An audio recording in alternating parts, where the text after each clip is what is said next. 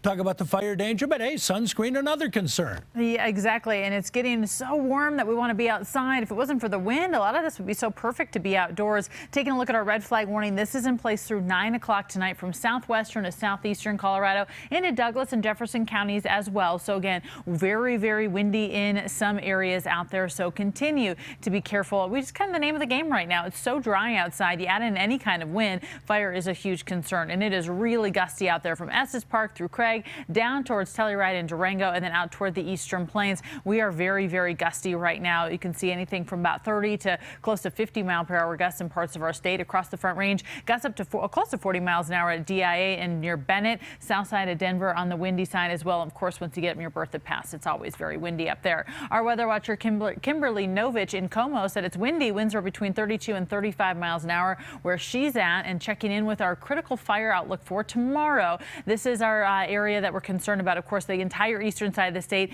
is at elevated or critical fire danger. This does include the Denver area and then southwestern Colorado. So we are really concerned with fire tomorrow as we're looking at dry conditions, low humidity, and of course the heat. So let's take a look at this red flag warning for tomorrow. This covers parts of our northern mountains into the foothills, out toward the eastern plains, all of eastern Colorado, the entire I-25 corridor into the San Luis Valley and into southwestern Colorado will be under a red flag warning. So Wednesday will also be a first alert weather day for us here in the First Alert Weather Center. So again, please continue to be extra careful. And it doesn't mean you're being reckless. I mean, even just mowing your lawn can start a spark. So continue, again, just to think about what you're doing outside before you start any of those projects or even lighting up the grill for dinner. So why are we so warm and windy? Well, we have this flow coming in from the southwest. We have this area of low pressure that's over California that's swinging that warm air up towards us. There's a cold front that's going to work its way through tomorrow. That really cranks up the wind. And unfortunately, that cold front isn't going to bring any moisture with us. And then we're going to warm up tomorrow, but we cool down quite a bit on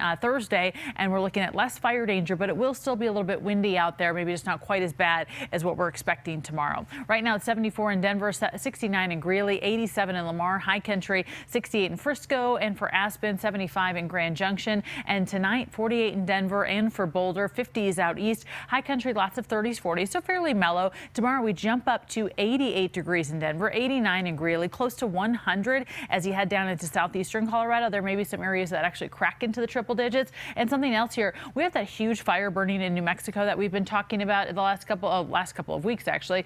Some of that air may come up towards us, so we may see some air quality concerns over the next couple of days. Some of the models do show that shifting up our direction. We're in the 60s and 70s in the High Country, 89 in Brighton tomorrow, 88 in DIA, and 87 in Centennial, Loveland, and Fort Collins. Let's check in with that extended forecast. Behind that front on Thursday, 75, 78 on Friday. Fairly cool heading into the weekend, and I mean cool just relatively to where we're going to be tomorrow. It's not cold by any means. And then next week is fairly warm as well. And looking ahead, there may be some moisture on Wednesday and Thursday, but that's a week away. All right. Thanks, Lauren. Coming up in sports, high praise for Cale Makar's terrific